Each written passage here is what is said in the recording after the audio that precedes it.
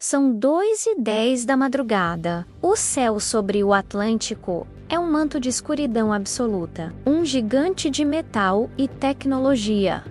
O Airbus A330 da Air France voa serenamente a 35 mil pés, transportando 228 almas adormecidas de volta para a Europa. Tudo parece normal neste cruzeiro transatlântico. O silêncio da cabine de comando é quebrado apenas pelo sussurro contínuo dos sistemas de navegação e o ocasional diálogo profissional entre os pilotos. De repente, algo muda. Uma série de alarmes dispara simultaneamente. O piloto automático se desconecta sem aviso prévio. Os indicadores de velocidade enlouquecem menos, mostrando 510 km por hora num segundo zero no seguinte. O copiloto Pierre Bonin agarra o side stick com força, seu corpo tenso,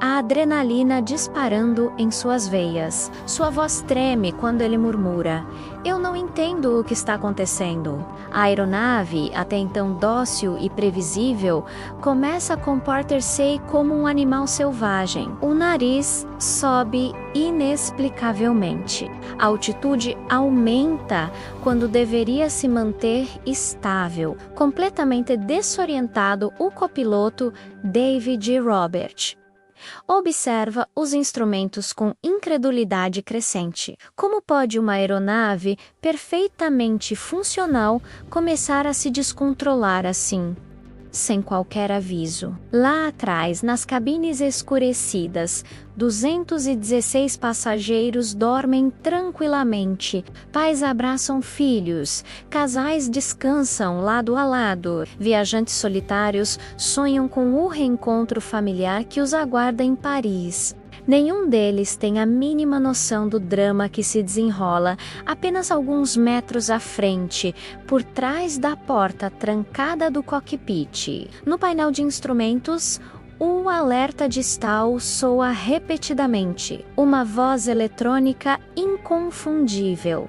Stall é o sistema implorando aos pilotos que reconheçam que a aeronave está perdendo sustentação, que está literalmente caindo do céu. Mas por alguma razão, ninguém compreende a gravidade da situação. Nesse exato momento, o comandante Marc Dubois, que estava descansando em sua cabine um minuto antes, irrompe pela porta do cockpit, alarmado e confuso. Olhando para os instrumentos e depois para seus copilotos, ele exclama, em desespero: "O que vocês estão fazendo?" Sua voz é abafada pelo rugido dos alarmes. O avião está em queda livre, descendo a uma velocidade aterradora de 3.000 metros por minuto. A situação é incompreensível para todos os 3 pilotos. "Isso não pode ser verdade", exclama Bonin, incrédulo com o que está testemunhando. Até o último segundo, eles não conseguem entender o que está acontecendo, como recuperar o controle, como salvar o avião e todos a bordo. E então, o inesperado acontece em um impacto de violência inimaginável. O jato de 233 toneladas se choca contra a superfície do oceano a quase 200 km por hora. A força do impacto é tão brutal que a aeronave se desintegra instantaneamente, espalhando destroços e vidas pelo Atlântico escuro em uma fração de segundo. Uma tragédia completa, absoluta e irrecuperável. A pergunta que ecoa no ar é angustiante e perturbadora. Como o avião mais moderno do mundo, que voava tranquilamente sobre o Atlântico apenas 4 minutos antes, pode simplesmente desaparecer nas profundezas do mar? O que poderia transformar um voo rotineiro em uma das mais misteriosas e devastadoras catástrofes da aviação moderna? Hoje eu vou te contar a trágica e inacreditável história do voo. Air France 447. Uma narrativa que desafia a compreensão, que expõe vulnerabilidades surpreendentes na interface entre homem e máquina, e que mudou para sempre a forma como entendemos a segurança na aviação moderna. Eu sou o Capitão Jack Mercer. O que você vai assistir agora é a história do ponto de vista de um piloto que já viu e viveu muita coisa em 25 anos de experiência nos céus. Seja bem-vindo a bordo. É noite de 31 de maio de 2009, exatamente 22h29, horário local do Brasil. O Aeroporto Internacional do Rio de Janeiro, Galeão, pulsa com a energia típica de um grande hub de transportes. Lá fora, a cidade maravilhosa brilha intensamente. As luzes da metrópole dançam sobre a Baía de Guanabara, criando um espetáculo visual que hipnotiza os passageiros que aguardam para embarcar. Na cabeceira da pista, o voo Air France 447 se prepara para iniciar sua jornada rumo a Paris, ao aeroporto Charles de Gaulle. Um voo noturno transatlântico, uma rota estabelecida que cruza regularmente o oceano, conectando continentes e vidas. Para a tripulação e passageiros, parece apenas mais uma travessia rotineira, um capítulo comum em suas histórias de viagem. A aeronave designada para o voo é um Airbus A330-203, registro FGZCP, entregue à Air France em abril de 2005. Um exemplar da engenharia aeronáutica moderna, elegante, sofisticado, considerado um dos aviões mais avançados e seguros da época. Um gigante tecnológico que incorporava o que havia de mais moderno em sistemas automatizados de voo. O avião impõe respeito, com 63,69 metros de comprimento, 60,3 metros de envergadura e pesando aproximadamente 233 toneladas, totalmente carregado. Ele carrega 70.400 kg de combustível, o suficiente para 36 horas de viagem com folga considerável. As luzes de posição piscam suavemente, refletindo-se no asfalto molhado da pista, enquanto os últimos passageiros embarcam, prontos para o que deveria ser apenas mais uma travessia segura e tranquila. O plano de voo cobre 10.500 quilômetros, cruzando a famosa Zona de Convergência Intertropical ZCIT. Talvez você nunca tenha ouvido falar dela, mas todo piloto que voa regularmente entre hemisférios a conhece bem. É um cinturão de instabilidade meteorológica que circunda o globo próximo à linha do Equador, onde os ventos alísios do norte e do sul convergem, um corredor frequentemente repleto de nuvens imensas, tempestades elétricas, turbulências severas e formações de gelo traiçoeiras. Mas naquela noite específica, a previsão meteorológica parecia relativamente favorável. Algumas células convectivas isoladas, nada de muito anormal ou alarmante para aquela região e época do ano, um cenário que, embora exigisse atenção, não inspirava preocupações extraordinárias. Bem, pelo menos era esse o esperado, né? A realidade, como você descobrirá, seria drasticamente diferente. No cockpit,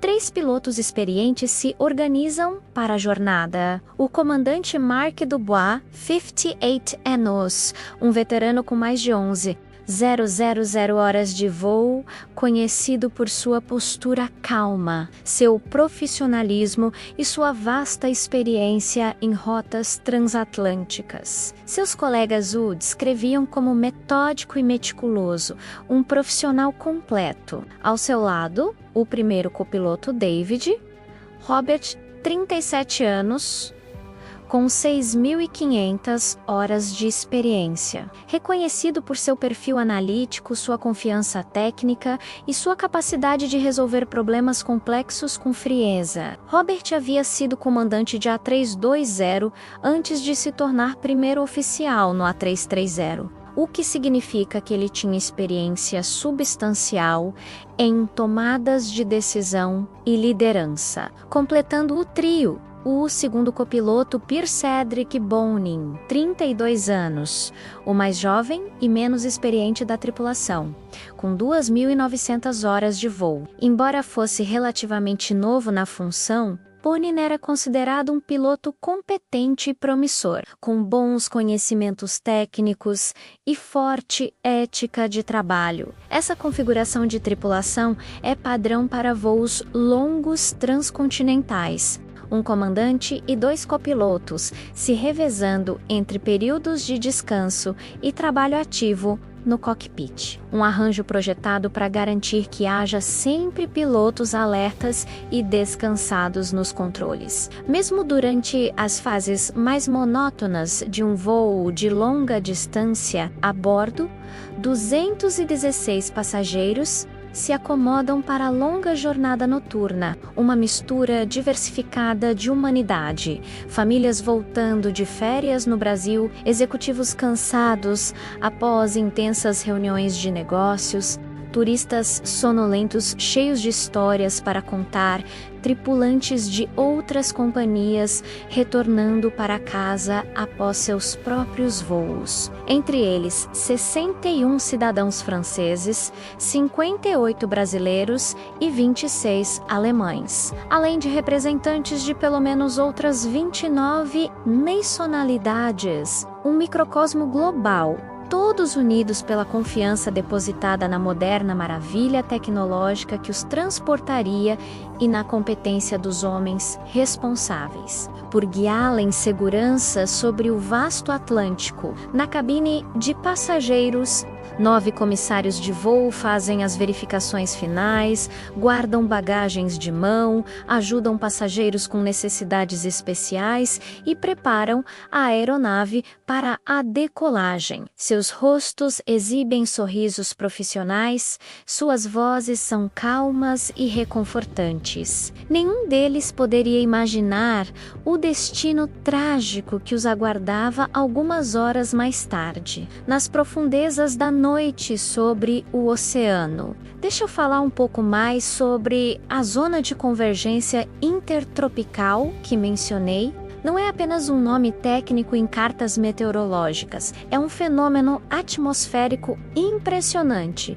e frequentemente intimidador. Nessa região equatorial, o ar quente e úmido sobe rapidamente, formando nuvens cumulonimbus que podem atingir altitudes surpreendentes, com topos passando facilmente de 15.000 metros. Verdadeiras montanhas atmosféricas, gigantes de vapor e energia, que se estendem como muralhas colossais através do oceano. Dentro dessas formações, um mundo de extremos. Turbulência severa capaz de arremessar uma aeronave de grande porte como se fosse um brinquedo. Relâmpagos contínuos que transformam a escuridão em um espetáculo estroboscópico assustador. Granizo do tamanho de bolas de golfe e, talvez o mais traiçoeiro de todos, cristais de gelo microscópicos que podem interferir com instrumentos vitais de voo. O briefing operacional da Air France para aquela noite, no entanto, indicava apenas turbulência moderada ao longo da rota, sem necessidade de grandes desvios ou preocupações especiais. Consequentemente, nenhuma rota alternativa específica foi meticulosamente traçada. Afinal, para tripulações experientes em rotas transatlânticas, atravessar as EC e T era um desafio rotineiro, certo? Mas a verdade que todo piloto conhece é que em altitude de cruzeiro, essas nuvens são absolutamente intransponíveis. Ninguém conscientemente atravessa o coração delas. A regra não escrita, o mantra que todo piloto segue. Você sempre, não importa quanto combustível isso consuma, não importa quanto tempo adicione ao voo, você respeita essas formações como respeitaria uma montanha em seu caminho. E aqui está um detalhe significativo.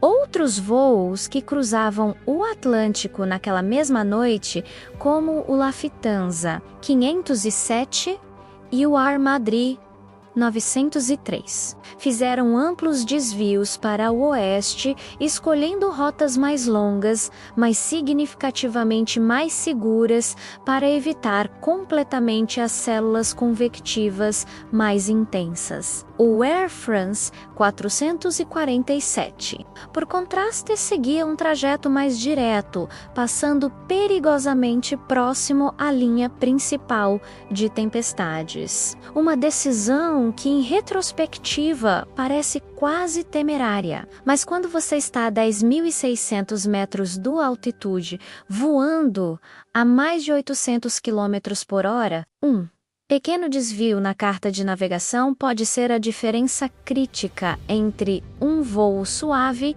e o caos absoluto, entre a vida e a morte. São exatamente 22h29, o horário do Brasil. Na pista 10R do aeroporto Galeão, os poderosos motores Rolls-Royce Trent 772 do Airbus A330 rugem com força total, emperando as 233 toneladas da aeronave para frente, acelerando-a rapidamente. No cockpit, o comandante do BOA anuncia as velocidades críticas em sequência precisa. V1.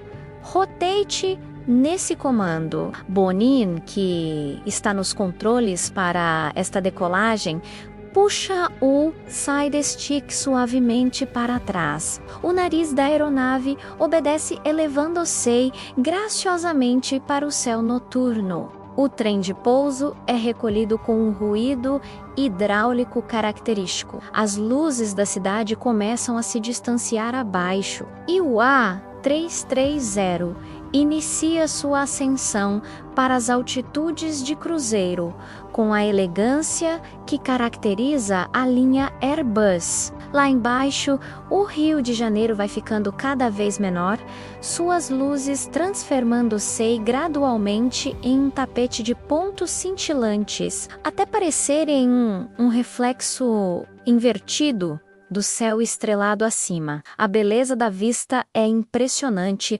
mesmo para pilotos experientes que já a presenciaram centenas de vezes. A aeronave continua sua subida metódica, FL10F, L20F, L300, até estabilizar-se finalmente em FL350, aproximadamente 35.000 pés de altitude, uma subida perfeita, sem intercorrências, exatamente como planejado. O aviso luminoso de afivelar os cintos se apaga, permitindo que os passageiros se movimentem livremente pela cabine. A bordo reina a tranquilidade habitual de um voo noturno de longa distância. Os comissários iniciam o serviço de bordo, oferecendo bebidas e refeições. Alguns passageiros já ajustam seus assentos para a posição reclinada,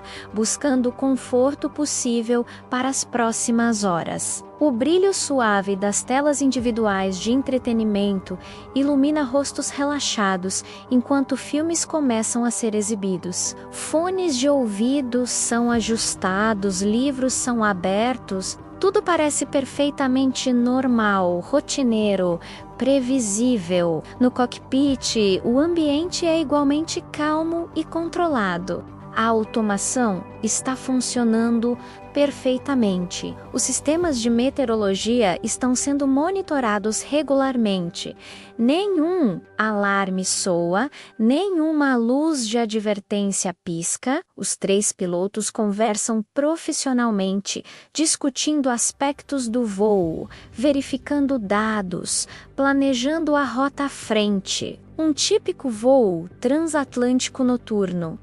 Aparentemente, sem qualquer razão para preocupação. Pelo menos, por enquanto. Mas continue assistindo. O que acontecerá nas próximas horas transformará esta rotina aparentemente banal em um dos mais complexos e desconcertantes mistérios da aviação moderna. Agora são 23h30, horário do Brasil. O Airbus A330 está perfeitamente estabilizado a 35 mil pés de altitude, cruzando o céu noturno com a precisão de um relógio suíço. Os parâmetros são impecáveis. Vento de cauda constante a 15 nós, motores operando a 89% de N1, um parâmetro de potência, combustível remanescente em 68, 400 kg, menos mais que suficiente para chegar a Paris com a reserva regulamentar. No cockpit, o comandante do BUA revisa o plano de voo com sua tripulação. Sua voz é calma, metodológica, a voz de alguém que já realizou este mesmo procedimento centenas de vezes. Chegaremos ao Equador em aproximadamente 2 horas. Podemos encontrar alguma turbulência ao cruzar as EC e T, mas nada que pareça sério pelos relatórios meteorológicos que recebemos. O cronograma está perfeito, com chegada prevista em Paris para 11h03 da manhã, horário local. A tripulação analisa cuidadosamente o radar meteorológico. A tela mostra pequenos ecos em tons de verde e âmbar à frente da aeronave, indicativos de formações de nuvens, mas nada particularmente alarmante naquele momento. Boni, no entanto, comenta em voz baixa, com uma nota quase imperceptível de apreensão. Parece que temos algumas células convectivas se formando perto de nossa rota. Ele está se referindo a tempestades em desenvolvimento. E é possível sentir em sua voz uma preocupação sutil, aquele sexto sentido que pilotos desenvolvem com a experiência. Robert apenas concorda com um aceno de cabeça. Sim, vamos ficar de olho. A ZCIT raramente é completamente tranquila, e ele está certo. O clima sobre a linha do Equador nunca é algo para se subestimar, especialmente durante a noite, quando a visibilidade é 0 e você depende exclusivamente de seus instrumentos e do radar para enxergar o que está à frente. A atmosfera no cockpit permanece profissional, mas há uma tensão subliminar começando a se formar, como um leve presságio do que está por vir. Agora são 1h30 da manhã, horário do Brasil. O voo cruza o ponto de navegação Ienitou, uma referência invisível no céu sobre o Oceano Atlântico. É um momento significativo. A aeronave está deixando o espaço aéreo controlado pelo Brasil e entrando no setor oceânico, uma vasta área onde o contato por radar é impossível e as comunicações são limitadas. O próximo controle de tráfego aéreo que terá contato com eles será Dakar, Senegal, a 4.517 quilômetros de distância. Uma verificação rápida de combustível mostra 64.900 quilogramas remanescentes. Tempo de voo até agora, exatamente 3 horas. Tudo dentro dos parâmetros esperados. Lá fora, além das janelas do cockpit, o mundo é um breu absoluto. A escuridão é completa, densa, quase palpável. Não há lua visível, nenhuma estrela consegue penetrar a cobertura de nuvens, nenhuma luz no horizonte para servir de referência. A única coisa que ocasionalmente quebra este vazio negro são relâmpagos distantes, clarões que por uma fração de segundo revelam silhuetas ameaçadoras de torres de nuvens enormes, se erguendo no horizonte como sentinelas silenciosas. São 1h50 da manhã. No cockpit. O sinal de aviso de turbulência é aceso, seguindo os procedimentos operacionais padrão. A tripulação de cabine é avisada por interfone e eles imediatamente interrompem o serviço de jantar que estava em andamento. Carrinhos são travados com segurança, objetos soltos são guardados e os passageiros são orientados a permanecerem sentados com os cintos de segurança afivelados. No cockpit, apenas o brilho suave dos instrumentos ilumina os rostos concentrados dos pilotos. Os dados mostram uma temperatura externa de -43°C, ligeiramente mais alta do que o previsto para aquela altitude. Para olhos não treinados, isso poderia parecer insignificante, mas para pilotos experientes é um alerta sutil. Temperaturas mais altas que o esperado nessas altitudes podem indicar atividade convectiva e, mais preocupante, a possível formação de cristais de gelo na atmosfera, menos um fenômeno invisível ao radar, mas potencialmente perigoso para os sensores externos da aeronave.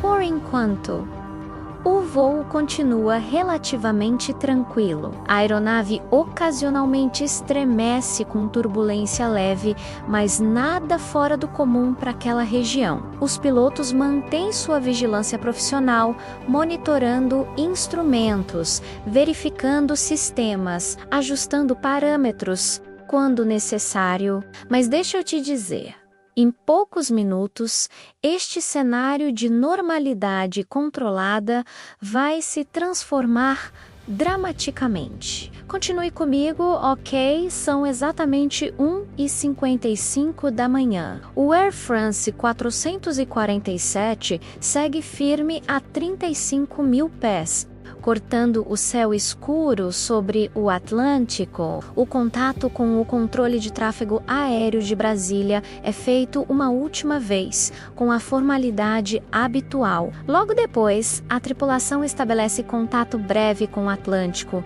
o controle aéreo de Recife, o último ponto de contato brasileiro antes do vasto oceano. É um momento significativo.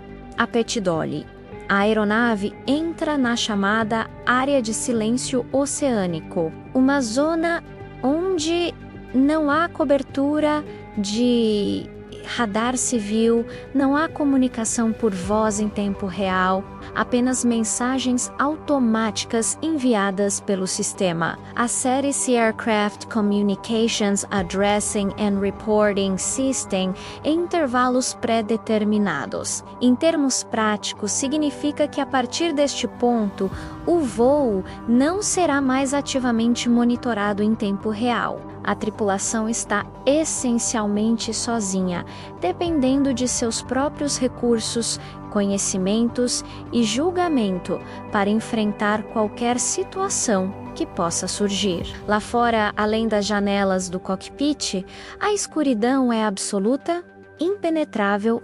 Não há pontos de referência visual, nenhum horizonte discernível, apenas o vazio negro do céu noturno tropical. Ocasionalmente, relâmpagos distantes são vistos, iluminando brevemente o horizonte, revelando silhuetas intimidantes de paredes de nuvens imensas que se erguem a quilômetros de distância, mas se aproximando da rota da aeronave. É a infame zona de convergência intertropical, com suas temíveis nuvens cumulonimbus, algumas se elevando a altitudes de até 15.000 metros torres colossais de energia atmosférica com correntes ascendentes poderosas, o suficiente para arremessar mesmo um avião de grande porte como se fosse uma folha ao vento. Deixa eu te dizer uma coisa, com toda a sinceridade, essa é a parte do mundo que deixa qualquer piloto em estado de alerta máximo. Não importa quantas horas de experiência ele tenha. Você não cruza o Equador à noite, em meio a formações convectivas, sem um profundo respeito pelas forças da natureza. Essas nuvens gigantescas são entidades quase vivas. Elas crescem explosivamente, se movem de forma imprevisível e escondem em seu interior um mundo de ameaças, gelo severo, granizo, destrutivo turbulência, extrema correntes de ar que podem subir ou descer a velocidades superiores a 100 km por hora. Para um avião, entrar no núcleo de uma dessas tempestades é como mergulhar voluntariamente em uma zona de guerra atmosférica. O A330 começa a entrar nas bordas periféricas de um sistema convectivo de mesoescala, menos um grupo organizado de tempestades, funcionando como um único organismo meteorológico. A chuva começa a bater com força crescente contra o para-brisa do avião, criando um ruído de fundo constante. Relâmpagos piscam com maior frequência ao redor da aeronave, às vezes iluminando brevemente o cockpit com clarões azulados. O radar meteorológico, que até então mostrava apenas pequenas formações isoladas, agora exibe células de tempestade mais substanciais, algumas em tons de vermelho intenso, indicativo de precipitação severa e turbulência potencialmente perigosa. No cockpit, a conversação muda sutilmente de tom. O que antes eram comentários casuais sobre condições meteorológicas se transforma em discussões técnicas mais intensas. Os pilotos começam a avaliar rotas alternativas, calculando mentalmente desvios potenciais, tentando decidir a melhor estratégia para navegar com segurança através ou ao redor das formações que se aproximam. Robert, no assento direito, demonstra preocupação crescente. Às 1h46 da manhã, ele toma uma ação que revela seu estado mental. Reduz a iluminação do cockpit para o mínimo possível. Não é um procedimento padrão, mas uma técnica que pilotos experientes usam para tentar melhorar sua visão noturna, na esperança de distinguir melhor as formações de nuvens através da escuridão. Eles olham intensamente pelas janelas, mas o que veem é apenas uma tela negra ocasionalmente iluminada por relâmpagos distantes.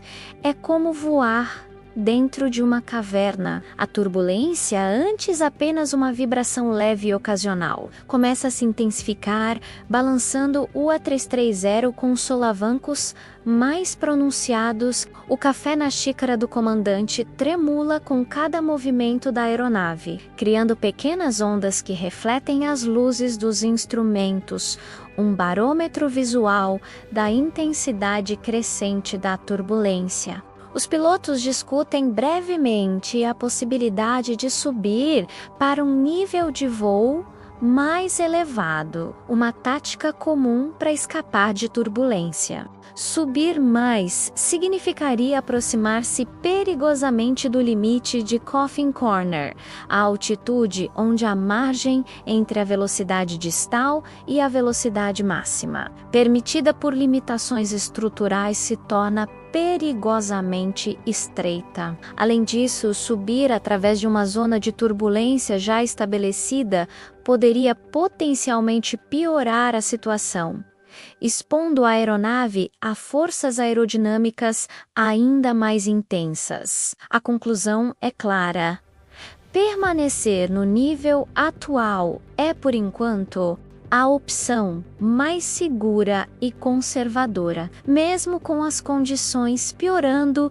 gradualmente. A aeronave continua tecnicamente estável, todos os sistemas funcionando normalmente. O piloto automático e o autotruste, sistema automático de controle de potência, estão gerenciando competentemente a velocidade, a altitude e trajetória, permitindo que os pilotos se concentrem em monitorar a situação e planejar os próximos passos. É neste contexto que o comandante Dubois toma uma decisão que, retrospectivamente, se revelaria fatídica. Anuncia que vai deixar o cockpit para seu período programado de descanso. Seguindo o procedimento padrão, chama Bonin de volta à cabine de comando. O segundo copiloto havia ido para seu descanso cerca de 3 horas antes. Bonin retorna prontamente, recebe um briefing rápido da situação e assume o assento esquerdo, tradicionalmente ocupado pelo piloto comandante. Isto significa que ele assume a função de Pilot Flying Planeamento Familiar, responsável pelo controle direto da aeronave, enquanto Robert permanece como Pilot Monitoring Policial Militar, encarregado de monitorar sistemas, comunicações e apoiar o planeamento familiar em suas decisões. É uma configuração que merece atenção. O piloto menos experiente da tripulação está agora nos controles principais da aeronave, justamente quando ela se aproxima de uma situação meteorológica potencialmente desafiadora. Não é algo incomum na aviação comercial, faz parte do treinamento e da progressão normal da carreira, mas adiciona uma camada extra de complexidade ao cenário que está se desenrolando. Às 1h59 da manhã, Dubois deixa o cockpit, presumivelmente para seu período de descanso programado na cabine de repouso da tripulação, enquanto o A330 continua sua trajetória, agora rumo a uma área de turbulência e instabilidade crescentes. O comandante não deixa instruções específicas ou um plano detalhado sobre como lidar com a deterioração das condições meteorológicas à frente. Por quê? Provavelmente porque confia na competência de sua tripulação. Afinal, ambos os copilotos já haviam voado esta rota múltiplas vezes antes. Eram profissionais qualificados e a situação, embora desafiadora, ainda estava dentro dos parâmetros do que seria considerado operacionalmente normal para um voo transatlântico noturno naquela região específica. Era uma demonstração de confiança menos, ou talvez, como eventos posteriores sugeririam, uma subestimação das circunstâncias que se aproximavam.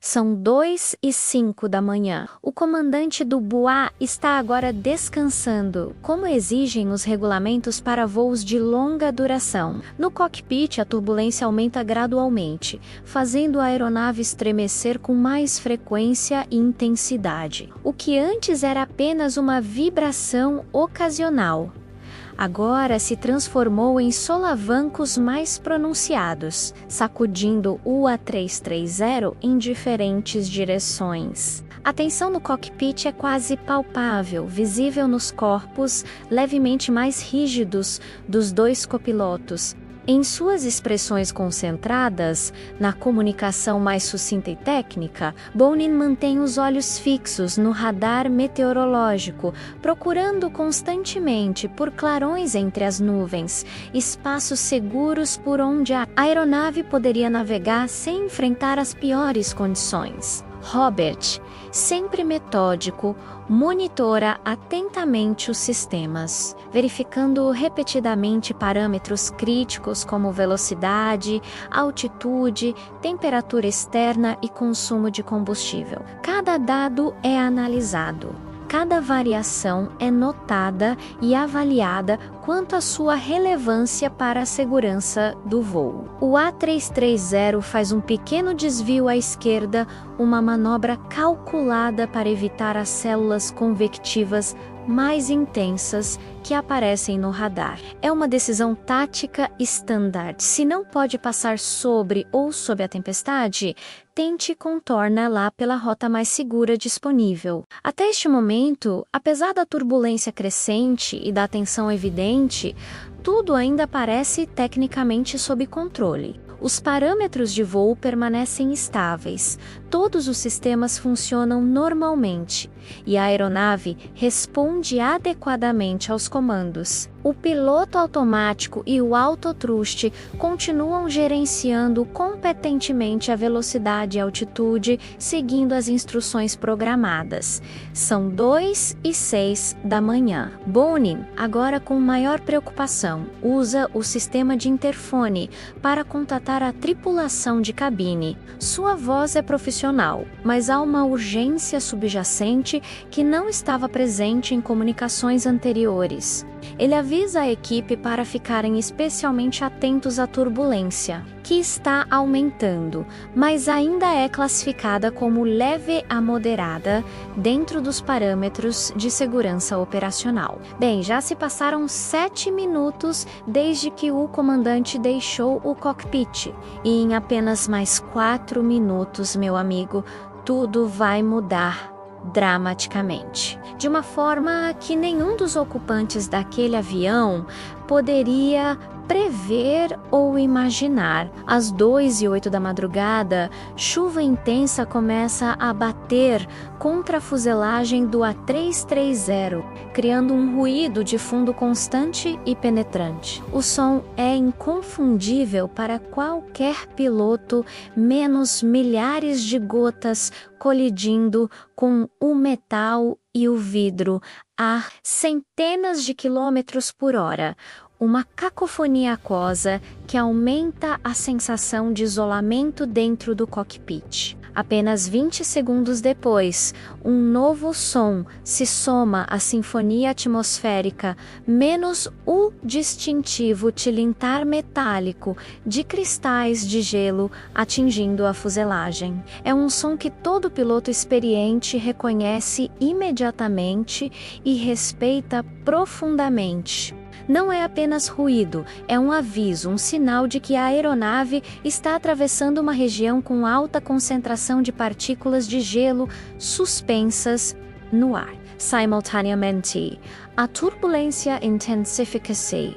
Notavelmente, o que antes eram solavancos ocasionais, agora se torna um balanço quase constante, com a aeronave sendo jogada para cima e para baixo, lado a lado, em movimentos imprevisíveis. Luzes da cabine tremem, itens não seguros chacoalham. E os pilotos precisam se esforçar mais para ler os instrumentos enquanto seus corpos são sacudidos em seus assentos. Eu sei que isso pode parecer assustador para quem nunca experimentou, mas deixa eu te dizer algo importante.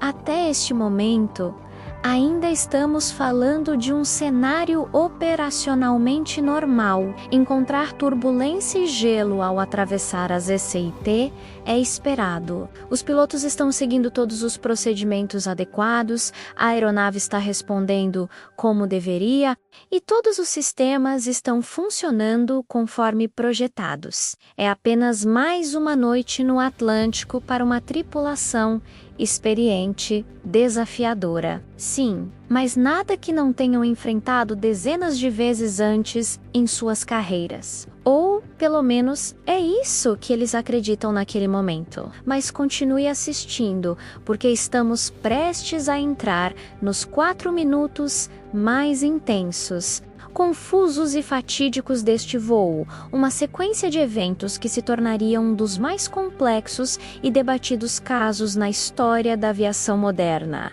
São exatamente 2 1h10 da madrugada. Um alarme agudo e penetrante corta subitamente a tensa tranquilidade do cockpit. Não é um som qualquer, é o alarme de desconexão do piloto automático. Um sinal sonoro projetado para chamar a atenção imediata dos pilotos. Quase simultaneamente, uma voz sintética anuncia Autopilot Off e logo depois, o Autothrust, sistema automático de controle de potência, também se desconecta. No espaço de poucos segundos, todos os sistemas automáticos de controle de voo entregam o controle total de volta aos pilotos humanos. Esta transição repentina do voo automatizado para o manual não foi iniciada por nenhum dos pilotos. Aconteceu porque os computadores de voo, recebendo leituras inconsistentes e conflitantes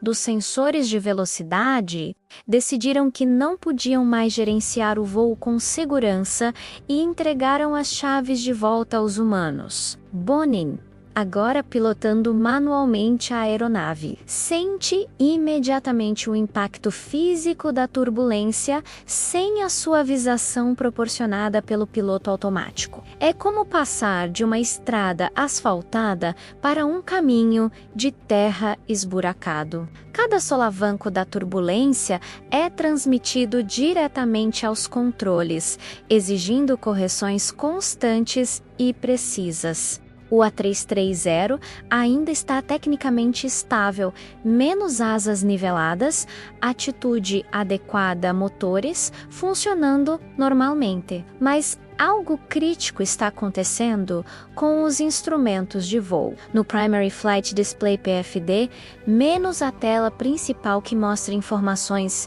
vitais como velocidade, altitude e atitude menos.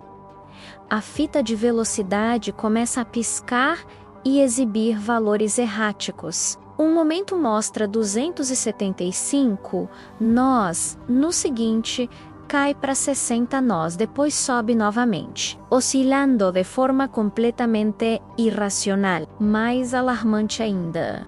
Os indicadores de velocidade esquerdo piloto e direito copiloto mostram valores drasticamente diferentes entre si, e o instrumento de backup independente exibe um terceiro valor completamente distinto. Nos primeiros segundos críticos, nenhum dos dois pilotos consegue compreender plenamente o que está acontecendo. A cacofonia de informações conflitantes é avassaladora. O cockpit rapidamente se transforma em um concerto caótico de alarmes tuns do alerta, luzes piscando e vozes sintéticas anunciando diversos avisos simultaneamente, alguns sobrepondo-se a outros, criando uma confusão sonora que dificulta a identificação clara de qualquer problema específico. Deixa eu te dizer uma coisa, falando como um piloto com décadas de experiência, este é exatamente o tipo de cenário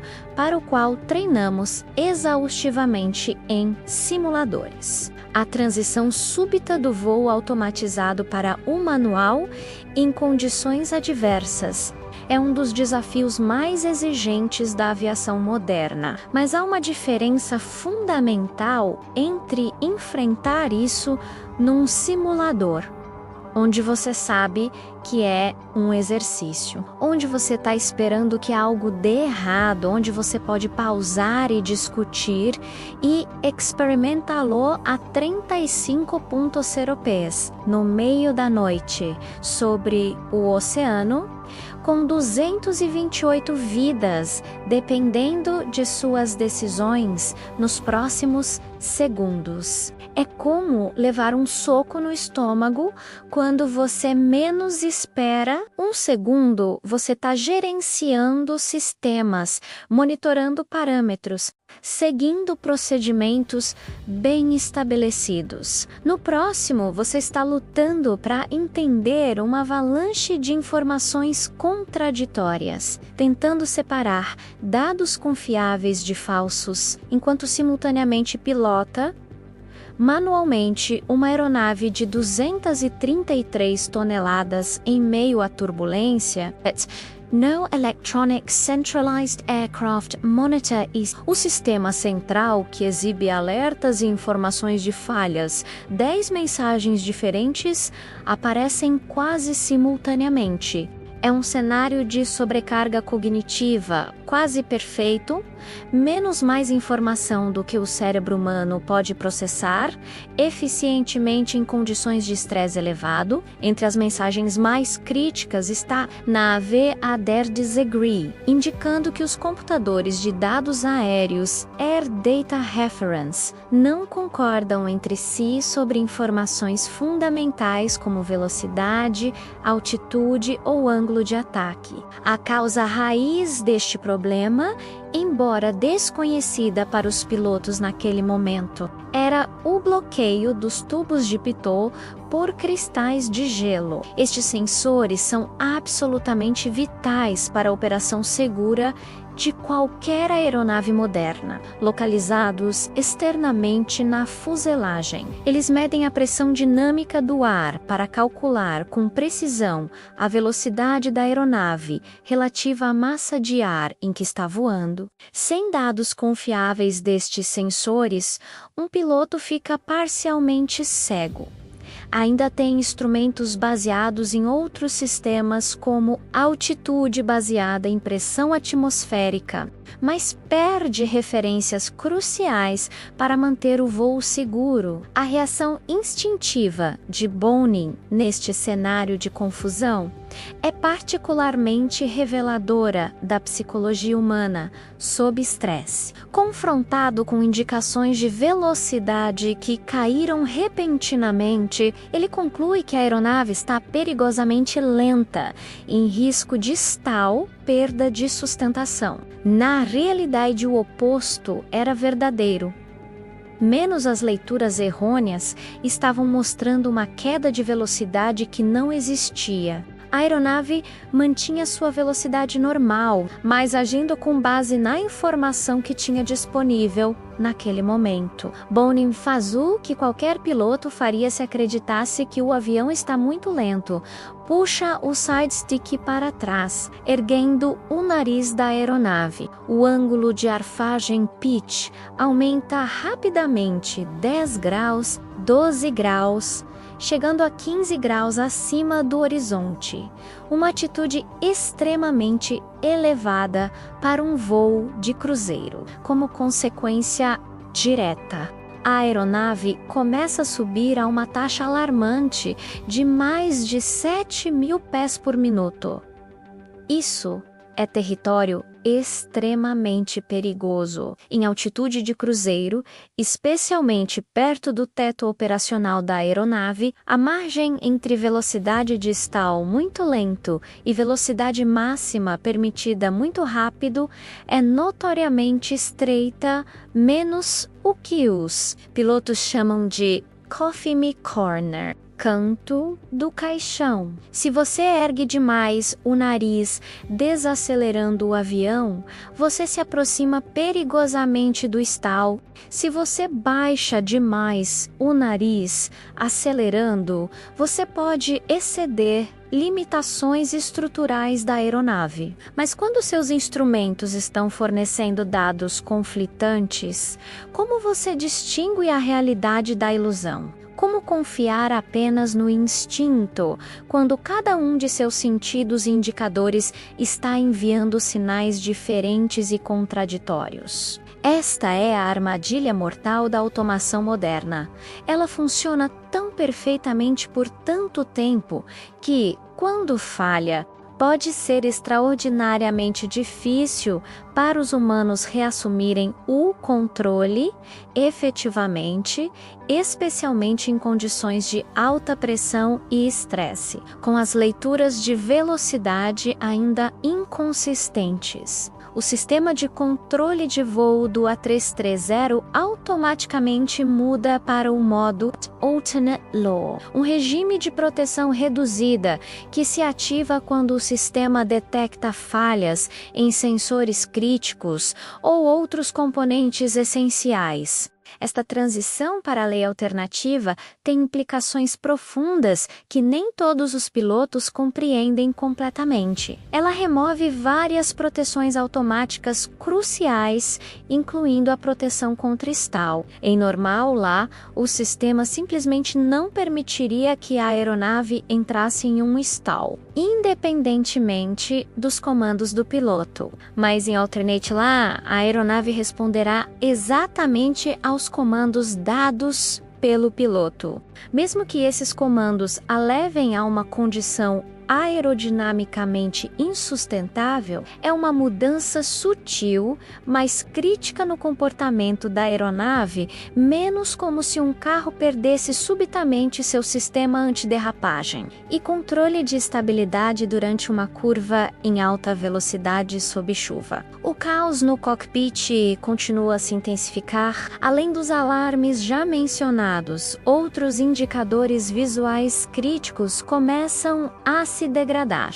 As barras de direção de voo, guias visuais que auxiliam os pilotos a manter a trajetória correta, menos desaparecem das telas. Os marcadores de trajetória, normalmente estáveis e confiáveis, começam a flutuar ou piscar, aumentando ainda mais a confusão visual. Robert, tentando manter a calma e aplicar pensamento analítico, começa a verificar sistematicamente os sistemas, buscando compreender a natureza exata da falha, enquanto Bonnie luta fisicamente contra a turbulência e a aeronave cada vez menos dócil, tentando estabilizar lá com comandos contínuos e frequentemente excessivos no side stick. São 2 e 10 e 35 segundos. Apenas 35 segundos após o início da crise, o A330 já ultrapassou o nível de voo 370, tendo subido de 35 mil para além de 37 mil pés, a uma taxa vertiginosa de quase 7 mil pés por minuto, menos algo completamente anormal e perigoso para uma aeronave daquele peso e naquela altitude. Mesmo com as indicações imprecisas, claramente começa a mostrar valores cada vez mais baixos. O ângulo de arfagem continua aumentando, ultrapassando os limites seguros, e logo surgem os primeiros sinais físicos inconfundíveis de um stall incipiente. E então, de repente, o aviso sonoro que todo piloto teme. Stall, stall.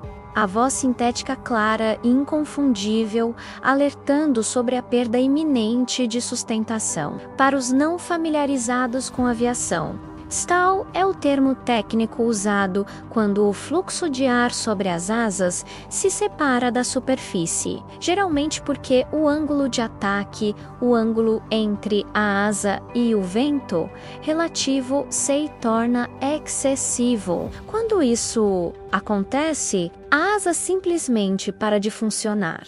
Ela perde dramaticamente sua capacidade de gerar sustentação e a aeronave começa a cair.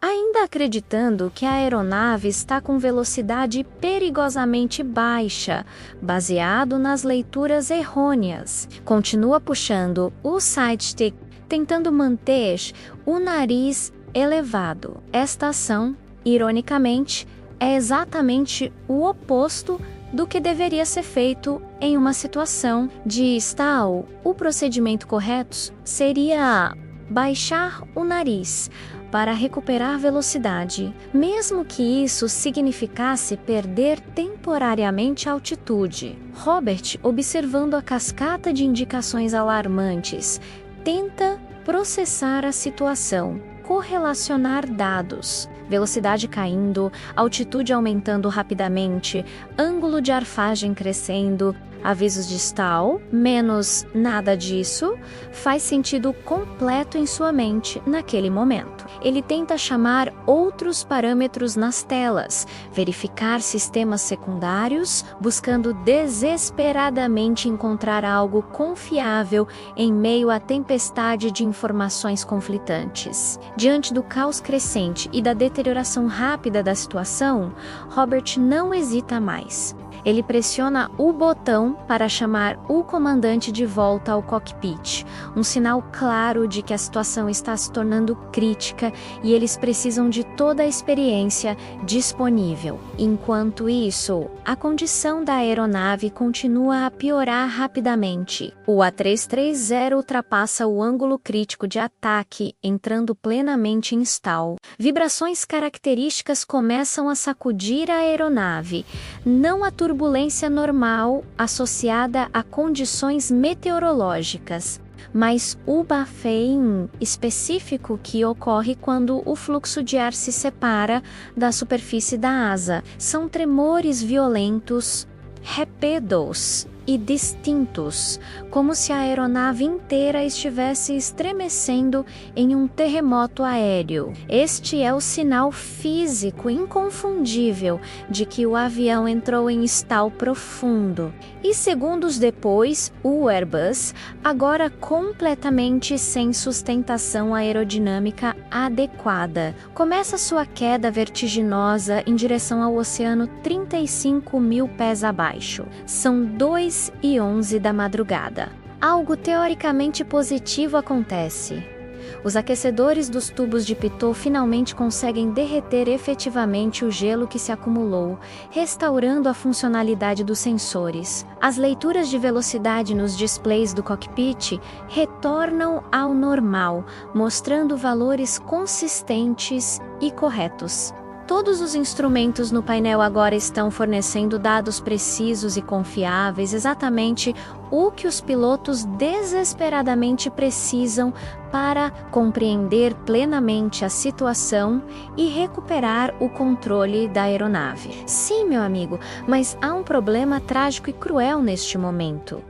Depois da avalanche de informações conflitantes e alarmes, os pilotos não confiam mais nos instrumentos. Após testemunharem indicações erráticas, eles agora assumem que todos os sistemas podem estar comprometidos ou fornecendo dados não confiáveis. Esta desconfiança, embora compreensível psicologicamente, impede que eles reconheçam que os instrumentos agora estão lhes dizendo a verdade crítica sobre sua situação. As 228 pessoas a bordo estão neste exato minuto caindo em direção ao oceano a uma taxa alarmante, enquanto a tripulação luta para compreender o que está acontecendo e como recuperar o controle. Visivelmente em estado de crescente desespero, pergunta repetidamente: ele vem ou não vem? Referindo-se ao comandante Dubois, que foi chamado de volta ao cockpit várias vezes. A tensão em sua voz é palpável, revelando o nível de estresse e pressão que está sentindo. Aproximadamente 1 minuto e 30 segundos após o chamado inicial, uma eternidade em uma situação de emergência. Aérea menos o comandante Dubois finalmente retorna ao cockpit. A cena que encontra é de caos total, alarme soando continuamente, luzes de aviso piscando, a aeronave em atitude anormal e seus 2 copilotos visivelmente estressados, tentando compreender e controlar uma situação que deteriorou rapidamente. A situação, neste momento, é absolutamente crítica. O A330 já ultrapassou os 38 mil pés de altitude momentaneamente durante sua subida descontrolada, aproximando-se perigosamente do limite máximo de altitude operacional para seu peso atual. Agora, está perdendo energia rapidamente e descendo a uma taxa alarmante. Os motores ainda estão produzindo potência significativa, tentando manter a a subida inicialmente comandada, mas isso já não é suficiente para compensar a dramática perda de sustentação. A aeronave está em stall aerodinâmico completo, e nem todo o empuxo do mundo pode compensar asas que simplesmente não estão mais funcionando como deveriam. Dubois entra no cockpit em meio a um concerto ensurdecedor de alarmes e avisos automatizados. Visivelmente chocado com a cena, ele pergunta em tom de urgência e perplexidade: que sei pos? O que está acontecendo? Bonin, ainda nos controles primários e lutando para entender a situação ele mesmo, responde com sinceridade desconcertante: Gini Saispea? Eu não sei. Então, como se verbalizasse o pensamento que passa por sua mente. Acrescenta: Gine Saispea sei que se passe, eu não sei o que está acontecendo. Robert tenta resumir a situação para o comandante recém-chegado, mas suas palavras revelam a confusão que ainda domina o cockpit on a totalement perdu le control do l'avion, on comprendre on a tout tent e acute ... Estamos perdendo completamente o controle do avião. Não entendemos nada. Tentamos de tudo. A partir deste ponto, inicia-se uma tentativa frenética dos 3 pilotos para recuperar o controle da aeronave. As comunicações tornam-se cada vez mais fragmentadas e caóticas, refletindo o nível de estresse e confusão reinante. São 2h13 da madrugada. A aeronave agora está aproximadamente a 30.000 pés de altitude, tendo perdido cerca de 5.000 pés em pouco mais de 2 minutos, uma taxa de descida alarmante, embora ainda não catastrófica, se reconhecida e corrigida adequadamente. De repente, o aviso sonoro de stall cessa abruptamente. Não porque a condição tenha sido resolvida, mas porque os sensores de ângulo de ataque simplesmente atingiram seus limites físicos de detecção e o sistema não consegue mais interpretar os dados que está recebendo. É como se o sistema estivesse dizendo: isso está tão além de qualquer coisa para a qual fui programado que não consigo mais avaliar ou comunicar. O que está acontecendo? Este silêncio repentino, ironicamente, torna a situação ainda mais confusa para a tripulação. Dubois, ainda de pé entre os 2 assentos de pilotagem, observa o painel de instrumentos com uma expressão de perplexidade e incredulidade crescentes. A situação que se desenrola diante dele parece impossível de reconciliar com seu conhecimento e experiência. C'est pas possible. Ele murmura: isso não é possível. A aeronave continua sua descida implacável, agora abaixo dos 15.000 pés. O trio de pilotos tenta desesperadamente coordenar ações, mas a comunicação é fragmentada, sobreposta, frequentemente incoerente. Instruções contraditórias são dadas quase simultaneamente, refletindo a falta de uma compreensão compartilhada da situação e da solução necessária. De repente, um novo alerta soa no cockpit: Dual input, dual input. Esta mensagem crítica indica que tanto o piloto no assento esquerdo Bonin quanto o piloto no assento direito Robert estão aplicando comandos aos controles simultaneamente. No Airbus A330, como em outros modelos da família, os side sticks não são mecanicamente conectados entre si. Isso significa que, diferentemente dos controles tradicionais tipo volante encontrados em aeronaves Boeing, o movimento do side stick de um piloto não é refletido no do outro.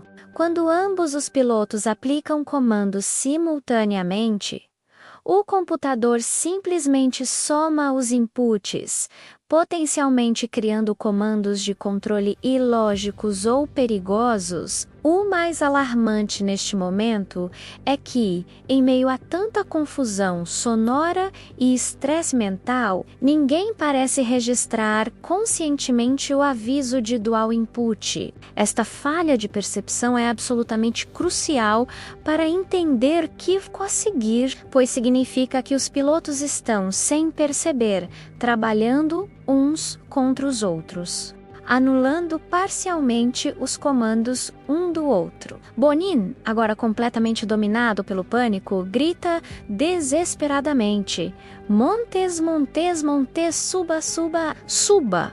Ainda acreditando aparentemente que a aeronave está perdendo altitude devido à velocidade insuficiente. Robert Rebate imediatamente, com igual intensidade, mais Je suis à fond a cabra de pied, tu a... Mas eu já estou com o nariz totalmente para cima há um bom tempo. Esta declaração é particularmente reveladora, pois sugere que Robert também está aplicando comandos no sidestick, puxando-o para trás, exatamente o oposto do que seria necessário para recuperar de um stall. É neste momento crítico que o comandante Dubois aparentemente começa a compreender o que está realmente acontecendo. Observando a interação entre seus copilotos e os instrumentos agora funcionais, ele percebe que, apesar de Bonin estar oficialmente no controle como Pilot Flying, ambos os pilotos estão operando ativamente seus respectivos sidesticks. E o mais grave, ambos estão puxando o nariz para cima, exacerbando o stall em vez de recuperar dele. Dubois grita com urgência: não, não, não! Ni Montespa, dot, dot, não, não, não, não, não suba, não! É o primeiro momento em que alguém no cockpit verbaliza claramente que elevar o nariz não é a solução. Robert, respondendo ao comando do capitão, finalmente solta seu sidekick, permitindo que Bonin assuma o controle inequívoco da aeronave. Dubois tenta então orientar Bonin, agora com instruções mais específicas.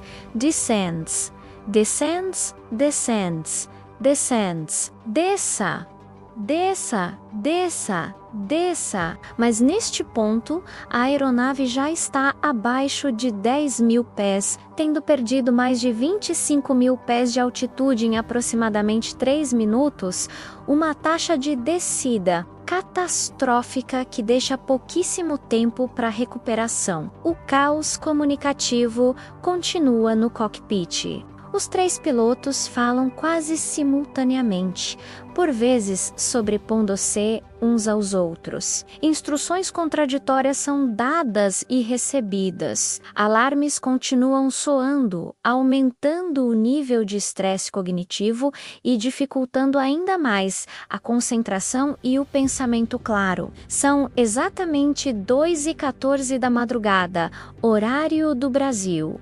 Bonin, agora completamente dominado pelo desespero e percebendo a iminência da catástrofe, exclama em um grito angustiado: Putain, on va crasher, c'est que n'est pas vrai, droga. Vamos bater.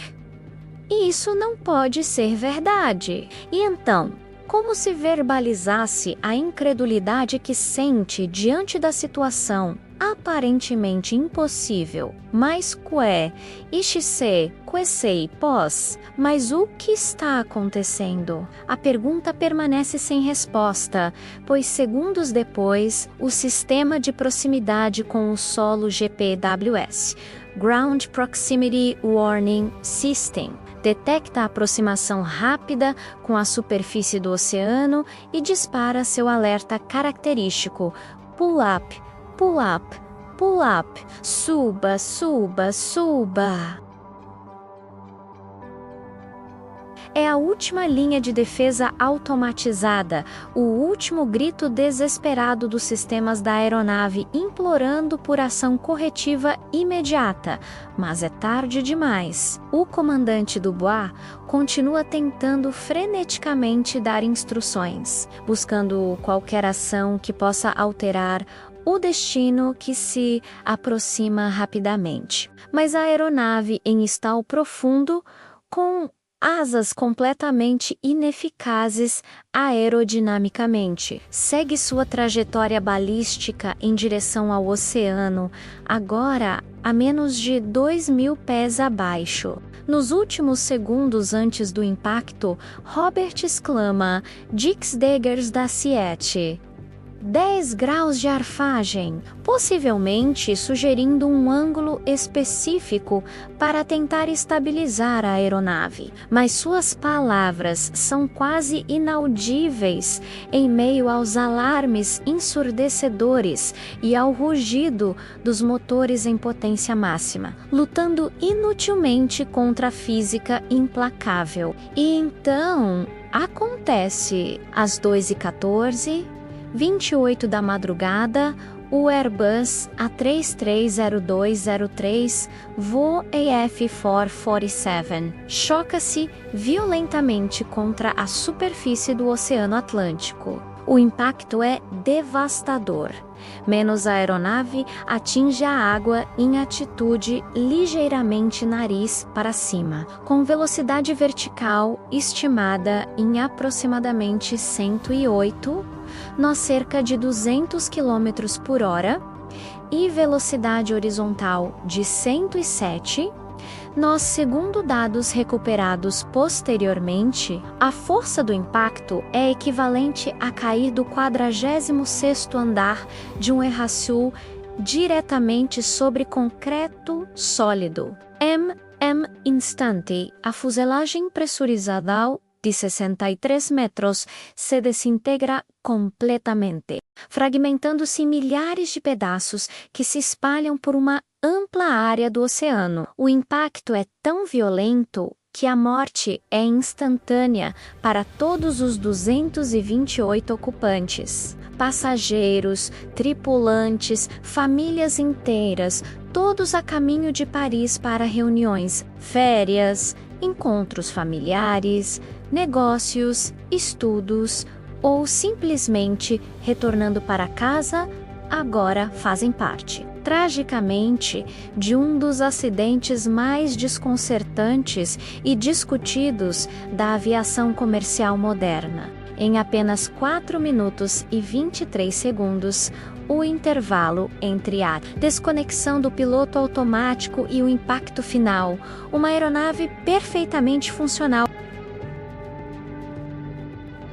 2 dias após o desaparecimento da aeronave, equipes de busca brasileiras localizaram os primeiros destroços flutuando na superfície do Atlântico, menos almofadas de assentos, pedaços de revestimento da fuselagem e outros itens de baixa densidade que permaneceram à tona. 3 dias mais tarde, os primeiros corpos começaram a ser recuperados das águas, uma tarefa sombria e emocionalmente devastadora para as equipes de resgate. No total, 50 corpos seriam eventualmente encontrados e identificados durante as operações iniciais de busca. Mas, meu amigo, aquilo era apenas o começo de uma história muito mais longa. O esforço para recuperar todos os destroços significativos e, crucialmente, as caixas pretas contendo o gravador de dados de voo, FDR, e o gravador de voz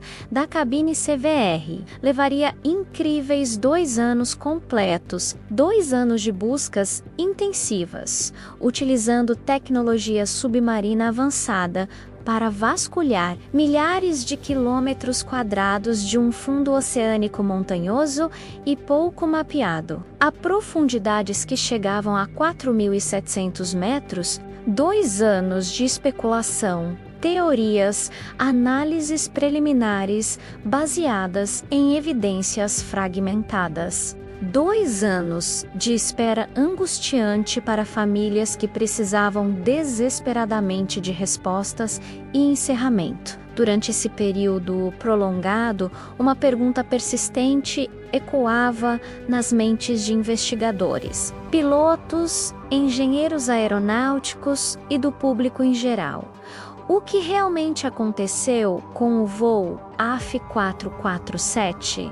Como a aeronave mais moderna e tecnologicamente avançada do mundo, operada por uma das companhias aéreas mais prestigiadas, com 3 pilotos experientes nos controles, pôde simplesmente desaparecer do céu em condições que, embora desafiadoras, não eram extraordinárias para aquela rota e região, como uma simples falha de instrumento, um problema relativamente comum, e para o qual existem procedimentos bem estabelecidos, pôde se transformar em uma catástrofe de tal magnitude? O que essa tragédia poderia revelar sobre vulnerabilidades ocultas na interface crítica entre humanos e automação avançada?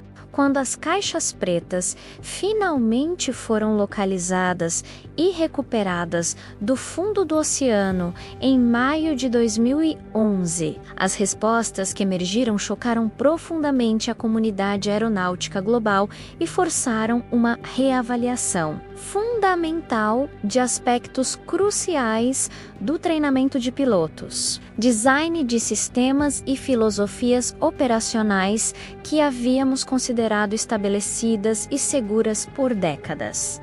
Continue assistindo para descobrir o que as caixas pretas finalmente revelaram e como essas descobertas transformaram para sempre nossa compreensão da segurança na aviação moderna. O que as caixas pretas finalmente revelaram? A sequência de eventos que levou à queda do AF447 é simultaneamente simples em sua mecânica básica e profundamente complexa em suas implicações humanas e sistêmicas. Vamos desvendar esta cadeia fatal de acontecimentos passo a passo, às 2h10 da madrugada, voando a 35.000 pés, o Airbus A330 entrou em uma área com alta concentração de cristais de gelo super resfriados. Estas partículas microscópicas, frequentemente indetectáveis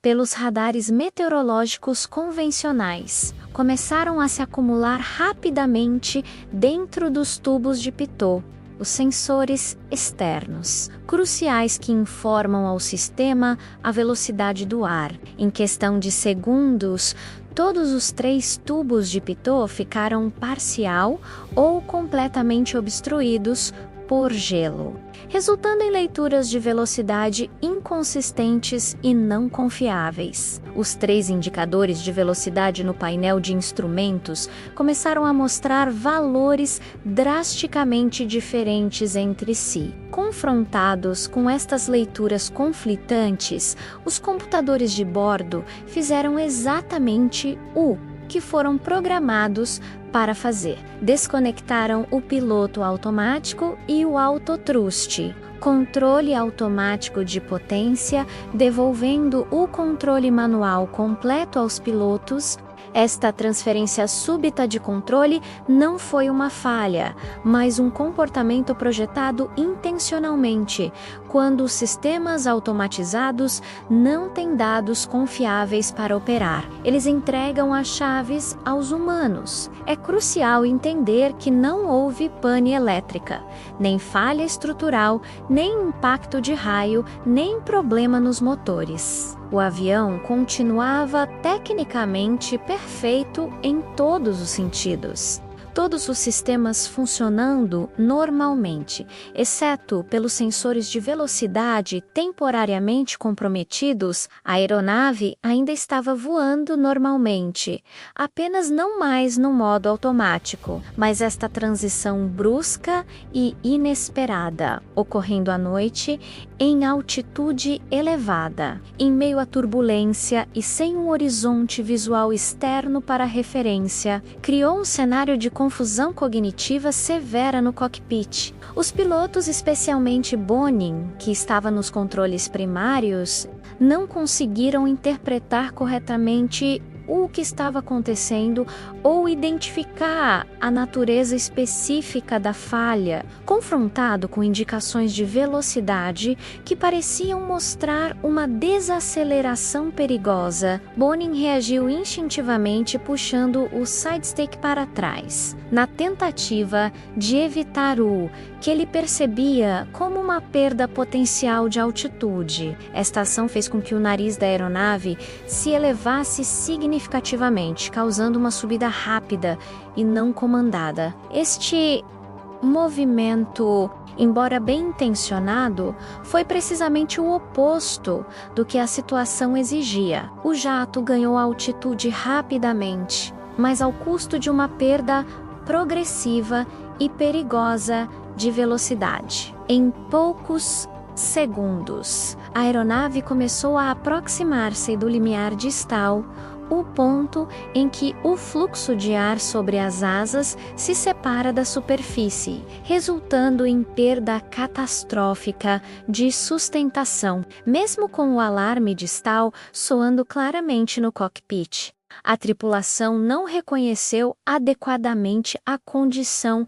ou não implementou as ações corretivas apropriadas. E há uma razão técnica específica para esta falha crítica de reconhecimento. Um stall em alta altitude apresenta características muito diferentes daquelas tipicamente praticadas em simuladores de treinamento, que geralmente simulam stalls em altitudes mais baixas, em alta altitude, particularmente próximo ao coffin corner, onde as velocidades de stall e máxima permitida estão perigosamente próximas. Um stall não se manifesta com a típica queda abrupta de nariz. Em vez disso, a aeronave pode parecer flutuar ou continuar subindo brevemente, tremendo e vibrando de uma maneira que pode facilmente ser confundida com turbulência severa, sem referências visuais externas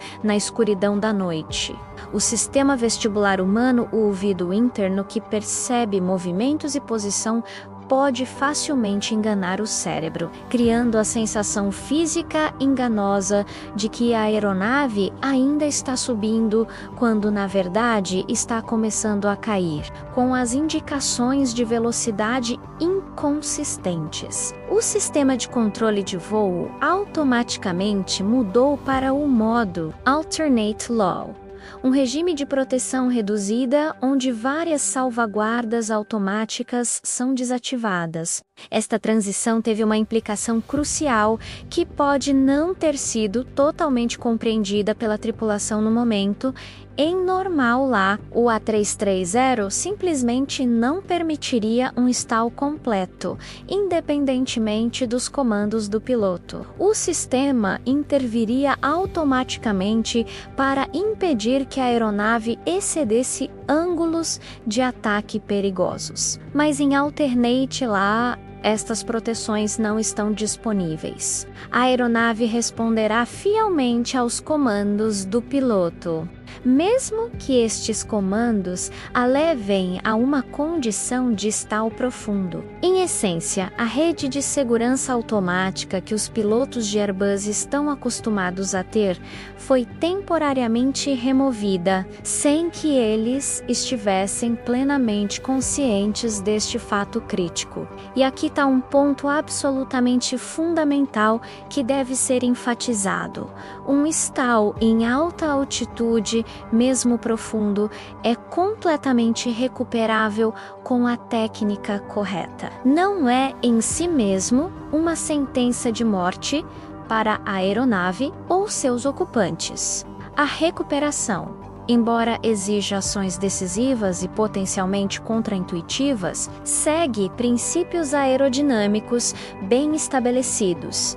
empurrar o nariz para baixo para reduzir o ângulo de ataque, permitindo que o fluxo de ar se reatache à superfície da asa, nivelar as asas para maximizar a sustentação disponível e somente então ajustar gradualmente a potência para recuperar altitude e velocidade de forma controlada. Por que a tripulação experiente do AF447 não implementou este procedimento básico de recuperação distal? A resposta parece estar em uma combinação letal de fatores psicológicos: treinamento inadequado e dinâmica de cabine disfuncional, sob condições de estresse extremo, com múltiplos alarmes soando e sistemas aparentemente fornecendo informações conflitantes. Os pilotos experimentaram o que os psicólogos chamam de estritamento cognitivo, uma redução drástica na capacidade de processar informações e tomar decisões racionais. Este fenômeno frequentemente resulta em fixação, concentrar-se obsessivamente em um único aspecto da situação, enquanto ignora outros igualmente ou mais importantes. No caso do AF447, Bonin fixou-se na percepção de que a aeronave estava perdendo velocidade e altitude, quando na realidade o problema primário era o ângulo de ataque excessivo que ele próprio estava comandando. Além disso, o treinamento de recuperação distal havia recebido menos ênfase nos programas de treinamento de pilotos nas décadas anteriores ao acidente, com a introdução de sistemas automatizados avançados projetados para prevenir stalls. A percepção era de que esta emergência específica havia se tornado extremamente improvável em operações comerciais modernas. Como resultado, muitos pilotos recebiam apenas treinamento teórico ou simulações básicas de recuperação distal, geralmente em altitudes mais baixas e condições mais benignas que não replicavam adequadamente os desafios de um stall real em alta altitude. A dinâmica no cockpit também contribuiu significativamente para o desastre. A ausência inicial do comandante durante os momentos críticos criou um vácuo de liderança. Quando ele finalmente retornou, confrontou uma situação já em rápida deterioração.